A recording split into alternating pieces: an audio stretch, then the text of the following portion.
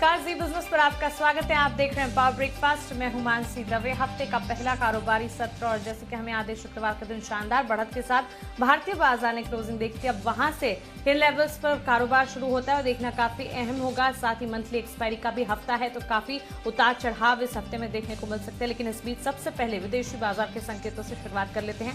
आज विदेशी बाजार के संकेत सुस्ती की तरफ इशारा कर रहे हैं। सबसे पहले एशियाई बाजार आप देखिए, हांगकांग के बाजार में करीब 131 अंकों की बिकवाली का दबाव है। वहीं एसजीएक्स निफ्टी भी लाल निशान के साथ करीब 41 अंकों के साथ 10,200 के नीचे फिलहाल कर रहा है ट्रेड। और साथ ही निक्कई के बाजारों में भी लाल निशान के साथ ही बिकवाली देखने को मिल रही है।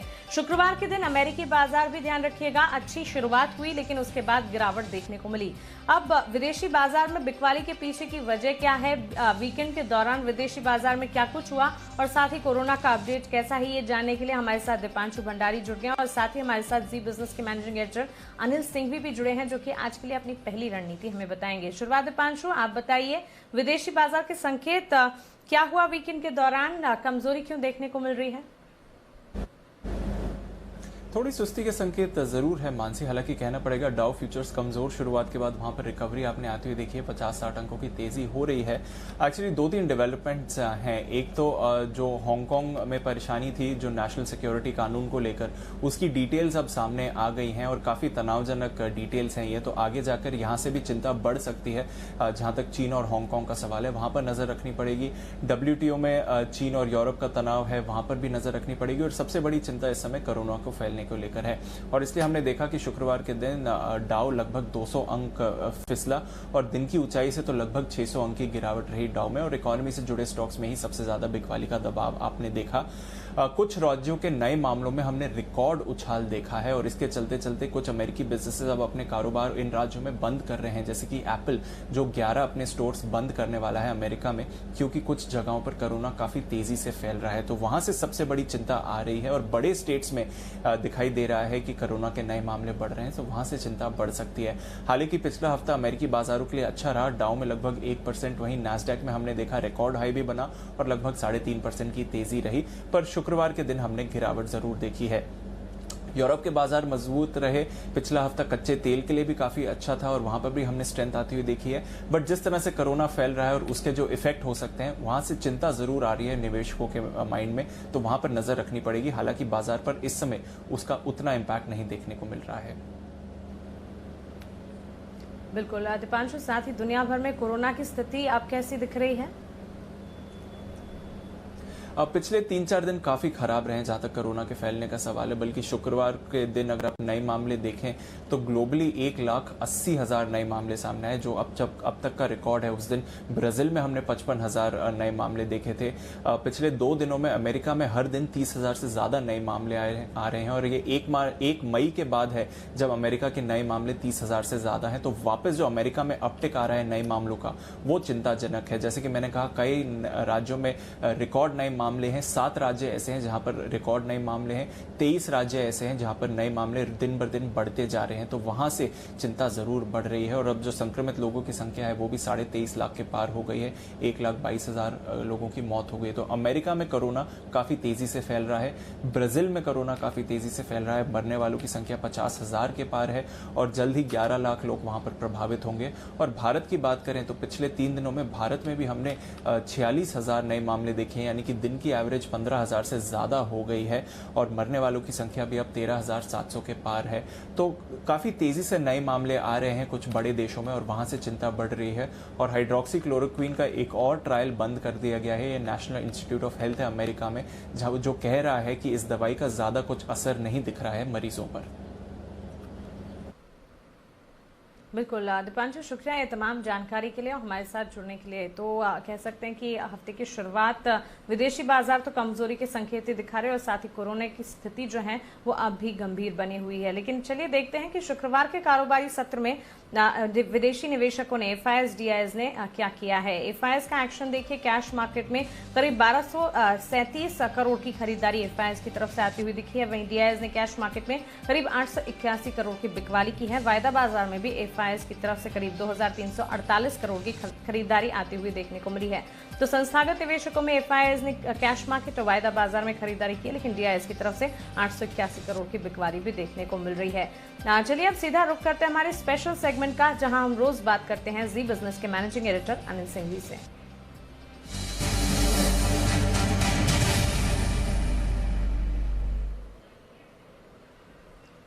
Anil ji, good morning. विदेशी बाजार के संकेत फिलहाल कमजोरी की तरफ इशारा कर रहे हैं, लेकिन भारतीय बाजार के लिए मंथली एक्सपायरी का हफ्ता है, वॉलेटाइल मार्केट्स दिखेंगे। आज के लिए कौन से अहम स्तर होंगे? मेरे ख्याल से मंथली अगर जितना ज्यादा गैप से खुले उतना बेहतर है। एक्चुअली वीकेंड पर तो एसजेएक्स निफ्टी लगभग 100 पॉइंट नीचे दिख रहा था। मैं तो उम्मीद कर रहा था कि अच्छे गैप से नीचे खुलेंगे तो तुरंत खरीदारी का मौका होगा। 2-3 चीजें बहुत इंटरेस्टिंग है जो पॉजिटिव है और उन्हीं पर फोकस करना चाहिए। पहला, वीकेंड पर कहीं कोई आपको खराब खबर चीन के साथ तनाव को लेकर नहीं सुनने को मिली। दूसरा, एफआईएस की तरफ से अच्छी खासी खरीदारी के आंकड़े हैं। तीसरा, अमेरिकी बाजार गिरे जरूर हैं, लेकिन ठीक है, बहुत ज्यादा हमें इससे फर्क नहीं पड़ता। और दूसरी बात यह भी है कि डाउ फ्यूचर्स हल्के हरे निशान में है, तो ऐसी कोई बड़ी गिरावट के संकेत वहां से नहीं है। तो 3 बड़े पॉजिटिव फिगर्स है। चौथा ये कि हमने वीकली क्लोजिंग 10,000 के ऊपर दी है और 7,500 का लो बनाने के बाद बाजारों ने जो भी रिकवरी दी है उस रिकवरी की हाईएस्ट क्लोजिंग आपको शुक्रवार को मिली है। तो उस लिहाज से टेक्निकली भी बाजार बेहद स्ट्रॉन्ग है। तो इन सबको देखते हुए मैं तो चाहता हूं कि जितने नीचे खुले उतना बेहतर, लेकिन मुझे लगता नहीं कि नीचे भी हम खुलेंगे।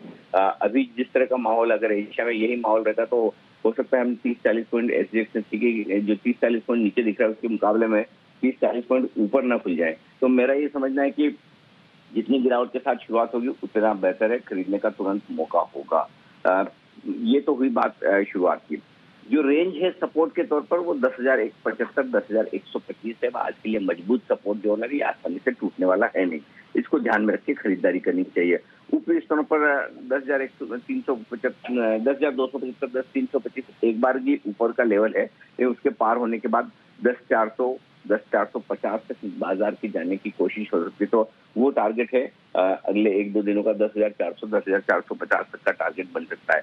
जहां तक बैंक निफ्टी का सवाल है, 20,900 21,100 ये 200 पॉइंट की रेंज बैंक निफ्टी पर बेहद मजबूत सपोर्ट का काम करेगी। अगर कमजोर शुरुआत होकर इन लेवल्स के आसपास बैंक निफ्टी दिखता है तो तुरंत खरीद लेना चाहिए।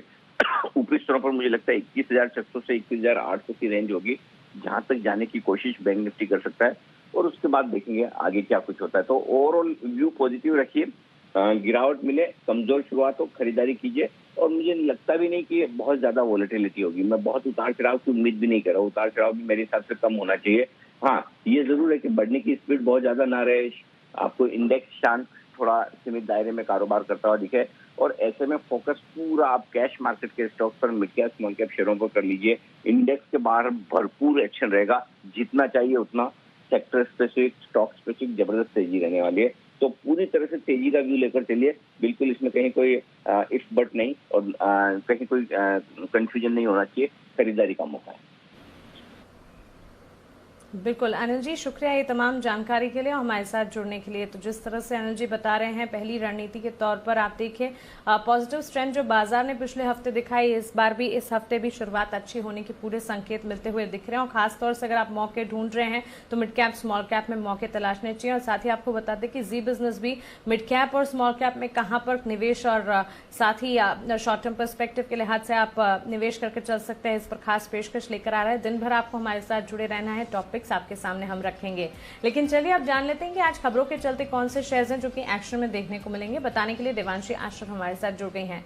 Devanshi, good morning. बताएं खबरों वाले शेयर्स आज कौन से हैं? Good morning Mansi. आज सबसे पहले नतीजे से शुरुआत करते हैं। आप देखिए पावर ग्रिड इसके नतीजे आते हुए दिखे थे, जहां पे जो आय है करीब 5% तक बढ़ती हुई दिखी थी, लेकिन इस तिमाही में जो मार्जिन हैं वो अच्छे बढ़ते हुए दिखे हैं। इस तिमाही में करीब 83% के मार्जिन आते हुए दिखे, 84.5% से कम हो गया। और जो ओवरऑल जो कामकाजी मुनाफा है उसमें करीब 3.5% तक की बढ़त आती हुई दिखी, जो कि अनुमान से हल्की सी ज्यादा है। मुनाफा इस बार करीब 4% से बढ़ता हुआ दिखा है। ट्रांसमिशन से जो आय आई है उसमें 7% तक की बढ़त इस तिमाही में देखने मिली है। साथ ही पीएनबी स्टैंडअलोन नंबर्स आप देखिए अनुमान से हल्के से बेहतर है। घाटा काफी कम होता हुआ दिखा है प्रोविजंस के चलते।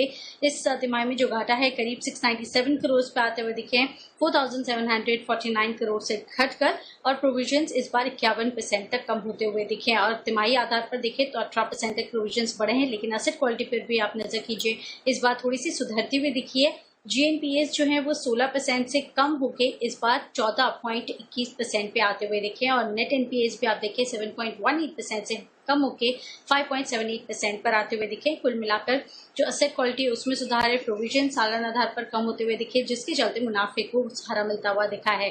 साथ ही LIC हाउसिंग फाइनेंस इस बार जो मुनाफा है 39% तक कम होता हुआ दिखा है। ब्याज आय में 8% तक की गिरावट देखने मिली और कुल आय 6% तक बढ़ती हुई दिखी है, लेकिन ओवरऑल जो नंबर्स हैं थोड़े से कमजोर दिख रहे हैं। बालकृष्ण इंडस्ट्रीज आटा स्टॉक्स पर आप नजर रखें। बालकृष्ण इंडस्ट्रीज के जो नंबर्स हैं वो अनुमान से काफी बेहतर आते हुए दिखे हैं। इस तिमाही में जो मुनाफा है उसमें करीब 39% तक की बढ़त आती हुई दिखी है 257 करोड़ पर। साथ ही जो आय है वो भी इस बार फ्लैट रही है, 1357 करोड़ पे आती हुई दिखी है, और कामकाजी मुनाफे में 16% तक की बढ़त आती हुई दिखी है। मार्जिन से इस बार बढ़ते हुए दिखे हैं, लगभग 24% से बढ़कर 27% तक के मार्जिन कंपनी ने क्लॉक किए हैं, और इस बार जो कच्चे माल की लागत है वो कम होती हुई दिखी, जिसका असर अपने मार्जिन में देखा है। आज के दिन आप अदानी पावर पर नजर रखें। आज कंपनी की बोर्ड बैठक होने वाली है। डीलिस्टिंग की प्रक्रिया पर फिर एक बार आज फैसला होता हुआ दिख सकता है, इस पर नजर रखें। और साथ ही सिप्ला पर नजर रखें। कंपनी की कोविड-19 के इलाज की जो दवा है रेमडेसिविर, ये कंपनी ने लॉन्च कर दी है। पिछले महीने ही जिलियाड साइंसेस के साथ कंपनी ने करार किया था, अब ये दवा लॉन्च हो चुकी है। आज एक बड़ा रिएक्शन इस स्टॉक पर आता हुआ दिख सकता है। ग्लेनमार्क फार्मा पर भी आप नजर रखें। कोरोना वायरस के इलाज में जो दवा काम आती है फेविपिराविर, ये जो दवा है इसको भी मंजूरी मिल चुकी है, और इसके चलते आज इस पर भी पॉजिटिव एक्शन देखने मिल सकता है। HDFC लिमिटेड कंपनी की बोर्ड बैठक थी जहां पे 14,000 करोड़ तक के फंड्स जुटाने की मंजूरी मिल चुकी है। QIP, प्राइवेट प्लेसमेंट और डिबेंचर्स के जरिए कंपनी ये फंड्स जुटाएगी। Century Textiles, Equitas Holding, Ujjivan Financial, ये तीनों स्टॉक्स आज रडार पर रखे। 28 अगस्त से, यानी कि जो 2 महीने के FNOs हैं उसके बाद की जो वायदा बाजार है उसमें से ये तीनों स्टॉक्स एग्जिट होते हुए दिखेंगी। तीनों कंपनियां FNO से बाहर हो जाएंगी। और साथ ही आज लास्ट में अरविंद फैशंस लिमिटेड, इस पर नजर रखी क्योंकि राइट इश्यूज में यहाँ पे कंपनी ने बदलाव कर दिए हैं। सबसे पहले तो इन्होंने अपने जो भाव हैं वो बदल दिए हैं, 150 रुपये प्रति शेयर से बदलकर 100 रुपये कर दिए हैं। साथ ही इन्होंने जो राइट इश्यू का साइज है वो बढ़ा दिया है, 100 करोड़ से करीब 300 करोड़ से बढ़कर अब 400 करोड़ पर राइट इश्यू साइज हो चुका है। तो इस पर भी आप नजर रखें आज के ट्रेडिंग सेशन पर। ओके, तो ढेर सारी खबरें हैं जिस पर फोकस रखना होगा। देवांशी, शुक्रिया है तमाम जानकारी के लिए, हमारे साथ जुड़ने के लिए। जी बिजनेस के खास शो बाजार आज और कल में HDFC सिक्योरिटीज के VK शर्मा ने ऑप्शंस की एक दमदार रणनीति सुझाई है, आइए देखते हैं। ऑप्शन का अच्छा मौका मिलेगा अशोक लीलैंड में 50% से ज्यादा वॉल्यूम बढ़कर आ जाए, तो मैं यहाँ पे सलाह दूंगा कि 55 रुपए की कॉल जून महीने की 1 रुपए 90 पैसे पे खरीदें। स्टॉप लॉस रखें 1 रुपए 35 पैसे का, और जो टारगेट है वो करीब 3 रुपए का है। ओके, तो क्लियरली हमारे इस खास शो बाजार आज और कल में हम आपको स्टॉक स्पेसिफिक रणनीति सुझाते हैं जहां पर निवेश का नजरिया, और साथ ही ऑप्शंस की भी दमदार स्ट्रैटेजी सुझाते हैं जहां पर आप ट्रेड करके चल सकते हैं। लेकिन चलिए अब कुछ अहम ट्रेडिंग कॉल्स आपके सामने रख देते हैं, फिर मार्केट एक्सपर्ट से बातचीत करेंगे और कमोडिटी बाजार का भी जायजा लेंगे। ट्रेडिंग कॉल्स चॉइस ब्रोकिंग की तरफ से आती हुई दिखी है। रैमको सीमेंट पर खरीदारी की राय दे रही है। आपको याद होगा शुक्रवार के दिन कंपनी के नतीजे आते दिखे, अनुमान से नतीजे बेहतर रहे, हालांकि आय और मुनाफे के फ्रंट पर गिरावट जरूर देखने को मिली, लेकिन अनुमान से बेहतर है, और इसी का इंपैक्ट हमने स्टॉक प्राइस पे भी देखा था। खरीदारी करके चली कैश मार्केट में 641 के लेवल्स पर अगर मिल जाए तो खरीदारी कीजिएगा। 667 रुपये 50 पैसे पहला टारगेट, 680 का दूसरा टारगेट मानकर चले। यहाँ पर स्टॉप लॉस जो है 622 रुपए का लगाना होगा आपको। चलिए अब मार्केट एक्सपर्ट को हमारे साथ जोड़ लेते हैं। आनंद राठी सिक्योरिटीज के नीलेश जैन हमारे साथ जुड़ गए हैं। नीलेश, गुड मॉर्निंग, स्वागत है आपका जी बिजनेस पर। सबसे पहले आज के लिए बाजार पर आपका आउटलुक क्या है, यही जानना चाहेंगे। Good morning Mansi. जैसे कि हम जानते हैं ये वीक मंथली एक्सपायरी होनी है ओवरऑल जून सीरीज की, जैसे कि हमने देखा है पिछले 2 सीरीज से short covering move on the week of expiry हम देख रहे हैं और ओवरऑल सेटअप जैसे कि हमने देखा प्रीवियस वीक से काफी बेहतरीन बनता हुआ दिख रहा है। ओवरऑल एक high top high bottom weekly chart पे बनते हुए दिख रहे हैं। राइजिंग ट्रेंड लाइन का सपोर्ट निफ्टी लेता हुआ दिख रहा भी है। वहाँ पे 9800 का एक मेजर सपोर्ट बन चुका है। जब तक ये लेवल होल्ड करता है यहाँ से अपसाइड जो है वो एक्सपेक्ट हो सकती है 10,500 तक की। ये वीक की जो रेंज है वो है 10,000 से 10,500 की। बाय ऑन डिप की रणनीति अपना लीजिए। 10,100 का एक इमीडिएट सपोर्ट है, वहाँ पे स्टॉप लॉस मेंटेन करना चाहिए। यहाँ पे जो भी गिरावट होती है डेफिनेटली खरीदारी करने के बारे में ही सोचना चाहिए। ऑन द हायर साइड हमारा ये मानना है कि एक शॉर्ट कवरिंग मूव आ सकता है 10,400 एंड 10,450, ये 2 टारगेट होंगे।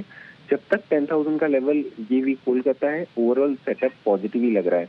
तो निफ्टी एंड बैंक निफ्टी दोनों में ही खरीदारी करने की सलाह होगी। वहीं एक और चीज ऐड करना चाहूंगा, वॉलेटिलिटी इंडेक्स जो है इंडिया वीक, यहाँ पे कंटिन्यूस हम गिरावट देख रहे हैं और ओवरऑल मैं कहूंगा ये 3 मंथ्स के लोवेस्ट लेवल पे ऑलमोस्ट जा चुका है। 30 के नीचे ट्रेड कर रहा है, ये कहीं ना कहीं कंफर्ट दे रहा है बुल्स को। तो ओवरऑल सेटअप थोड़ा पॉजिटिव साइड में रहना चाहिए। बिल्कुल नीलेश, ये तो इंडेक्स की बात हुई, लेकिन स्टॉक स्पेसिफिक एक्शन आज आप कहां पर देख रहे हैं? दोनों बाय रिकमेंडेशन है मानसी। पहला बाय रिकमेंडेशन होगा आरती इंडस्ट्रीज पे कैश काउंटर है। यहाँ पे एक रिवर्सल हम देख रहे हैं। फॉलिंग चैनल का ब्रेकआउट आया था कुछ दिनों पहले, वहाँ पे होल्ड होता हुआ नजर आ रहा है। रिवर्सल मेरा ये मानना है कि यहाँ से कंटिन्यू रह सकता है पॉजिटिव मोमेंटम। 930 का स्टॉप लॉस मेंटेन करने की सलाह होगी। ऑन हायर साइड 1010 के टारगेट होंगे। दूसरा बाय रिकमेंडेशन होगा Gas Authority of India Limited GAIL. यहाँ पे भी एक morning star sort of candlestick pattern बना है। 97 का स्टॉप लॉस होगा। 104 के टारगेट के लिए गैस में भी गेल में भी बाय करके चलना चाहिए। ओके नीलेश, शुक्रिया ये तमाम जानकारी के लिए, हमारे साथ जुड़ने के लिए। तो इंडेक्स पर भी एक्सपर्ट का पॉजिटिव नजरिया, वहीं ट्रेडिंग कॉल्स के हिसाब से 2 कॉल्स आती इंडस्ट्रीज और साथ ही गेल खरीदारी की राय आती हुई। लेकिन चलिए कमोडिटी बाजार का जायजा ले लेते हैं और मोतीलाल ओसवाल कमोडिटीज के अमित सजेजा अब हमारे साथ जुड़ गए हैं। अमित, गुड मॉर्निंग, स्वागत है आपका जी बिजनेस पर। सबसे पहले बुलियन मार्केट पर ही आपका आउटलुक जानना चाहेंगे। कोरोना की स्थिति जो कि गहराती हुई दिख रही है, जिसका एक पॉजिटिव इम्पैक्ट बुलियन मार्केट पर हम देख रहे हैं। सोने चांदी की चाल पर आपकी राय क्या है? जी नमस्कार। देखिए, कोरोना के साथ ही जो लिक्विडिटी पंपिंग हो रही है और इंटरेस्ट रेट्स लगभग 0 to नेगेटिव है ग्लोबली मार्केट्स में, उसके चलते हमने देखा है गोल्ड और सिल्वर दोनों में ही अपवर्ड पुश दिख रहा है। तो मुझे लगता है कि ये जारी रहेगा और हम ऑल टाइम हाई लेवल्स के आसपास ऑलरेडी आ चुके हैं एमसीएक्स पर या डोमेस्टिक मार्केट में। तो मुझे लगता है ये ट्रेंड जारी रहेगा और आज के दिन में भी हम 48,000 के जो स्तर हैं उसको आराम से क्रॉस कर सकते हैं। तो इसलिए जरा सी भी डिप आती है पिछली क्लोजिंग से तो बाइंग की अपॉर्चुनिटी होगी और शॉर्ट टर्म बेसिस 48,200 से 48,300 के टारगेट लेके चला सकता है, जहां तक गोल्ड का सवाल है। बिल्कुल अमित, साथ ही क्रूड पर आपका आउटलुक क्या है? कच्चे तेल में हम उबाल जरूर देख रहे हैं। जी देखिए, आई थिंक जो डिमांड में है उसमें पिछले महीनों से इजाफा हुआ है और सप्लाई कट जो है कंप्लायंस ओपेक ने करने की बात की है। तो इसके चलते हमने क्रूड प्राइसेस में अच्छा रिवाइवल देखा और मुझे लगता है ये कंटिन्यू होने की उम्मीद है शॉर्ट टर्म बेसिस। इसीलिए मैं 3,000 के करीब बाइंग की सलाह दूंगा और अपसाइड में 3,120 के नए रिसेंट हाइज हमें देखने मिल सकते हैं। तो बाय ऑन डिप्स की सलाह होगी क्रूड ऑयल में। ओके अमित, शुक्रिया ये तमाम जानकारी के लिए, हमारे साथ जुड़ने के लिए। बुलियन मार्केट पर पॉजिटिव नजर है, यहाँ से और तेजी की पूरी गुंजाइश है। सोने चांदी पर खरीदारी कीजिएगा और कच्चे तेल का उबाल देखते हुए भी आगे और ज्यादा बढ़त देखी जा सकती है। खरीदारी की राय यहाँ पर भी एक्सपर्ट की तरफ से आती हुई। लेकिन अब वक्त है FIR का, यानी कि FI इन्वेस्टमेंट रिपोर्ट्स का।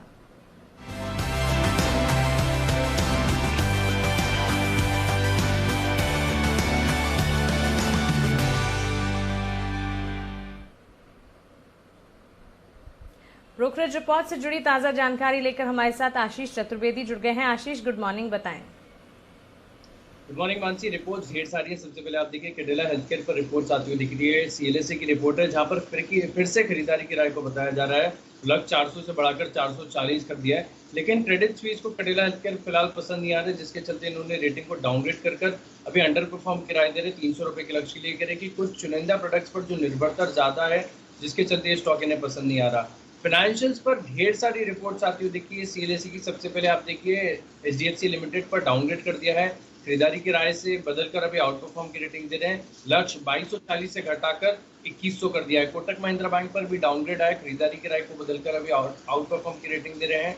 लक्ष्य जो है 1450 से घटाकर 1400 कर दिया है। एक्सिस बैंक पर खरीदारी की राय बरकरार है, लक्ष्य 595 से घटाकर 580 कर दिया है। इंडसइंड बैंक एक्सिस बैंक पर खरीदारी की राय को रखा है, लक्ष्य 610 से घटाकर 600 कर दिया है। HDFC बैंक पर भी देखिए खरीदारी की राय को बरकरार रखा है, लक्ष्य 1100 से बढ़ाकर 1250 कर दिया है। और अंत में ICICI बैंक खरीदारी की राय को बरकरार रखा है, लक्ष्य 460 से बढ़ाकर 480 कर दिया गया।